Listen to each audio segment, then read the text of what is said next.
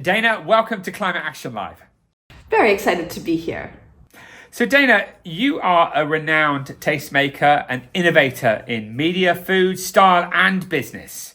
Could you tell us about your mission and your latest work? I would love to. I was the longtime editor-in-chief of Food and Wine magazine, and so I was deeply in the food world. It was all about pleasure. And my current project is called Progressive Hedonist. And I'm getting all of those people who think about food and pleasure to think in addition about fighting climate change through food.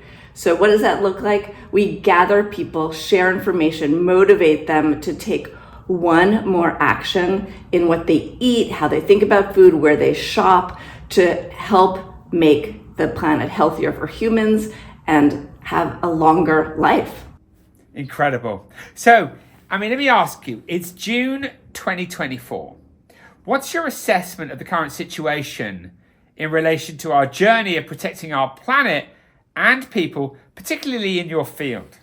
Well, I think we're in a better position today than we have been in, I'd say, the last decade. We've moved from being climate deniers to something a little more moderate, like climate doomers. Now, the thing about being a climate doomer is it involves the possibility of change and releasing us from a sense of paralysis.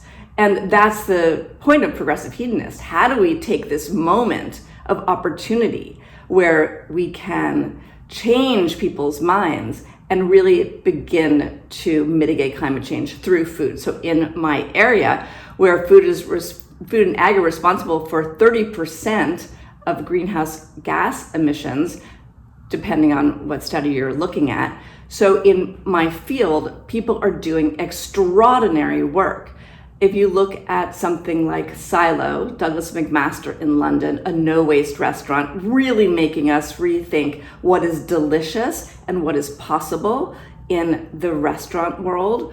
Or if you look at organizations like Refed that are fighting food waste and showing us the ways to not waste so much food, because as I'm sure you know, 1 billion meals go wasted every year, and that effect on climate change is catastrophic.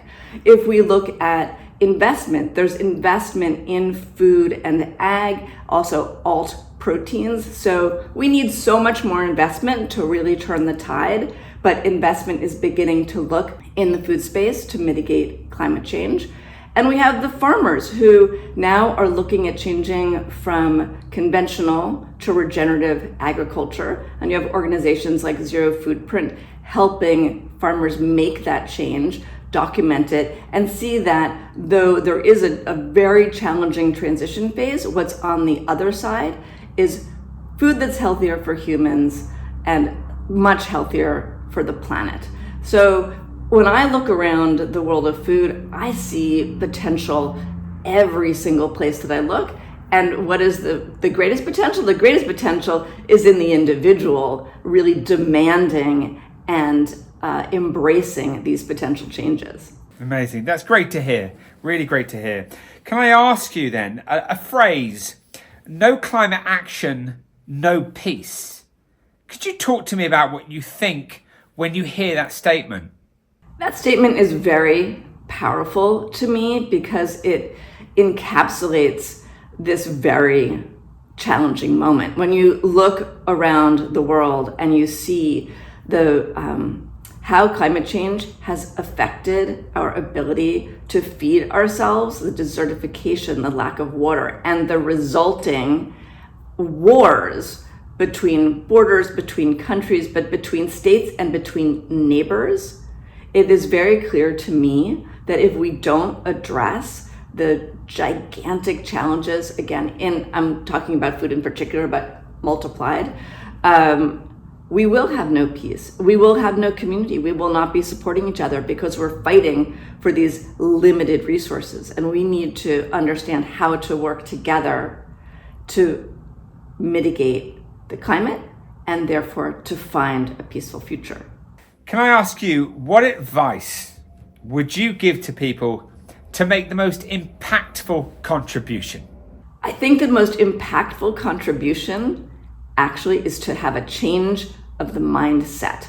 So I could tell you a lot of things that people could do, but if their mind isn't open to the possibility that they're going to make a difference, then before you can even talk about impact, you're stunted. It's over. So the most important thing to do is to recognize your individual power and the need for you to participate in the solution. Once you have that, there are so many things you could do. Focusing on my arena, there's certainly policy, but I feel like let's walk before we run as for an individual to just waste less food, have less of it go into the landfill. That has a gigantic impact. It might not feel that way, but imagine your watercress stems multiplied by 1 billion watercress stems, or lemon peels, or anything that's just about to go bad. We as individuals can make such a difference. It could be waste, it could be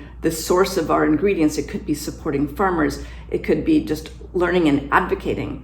So once we set our mind to it, we collectively can do anything.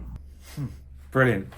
Okay, finally, if people would like to support you and your work, how can they best do this? The best thing to do is to find a way to become a progressive hedonist. Go to progressivehedonist.com, understand the 5 principles, sign up to have your own potluck, invite your friends to have a no-waste dinner, learn firsthand the joy of gathering people and having a meal that is better for you and better for the planet. And I want that idea to resonate till the entire world is filled with progressive hedonists, everybody taking one step to have a better world ahead. Dana, thank you so much for your contribution to Climate Action Live, and the very best of luck on your journey. Thank you so much for having me. I love what you're doing. You're changing the world.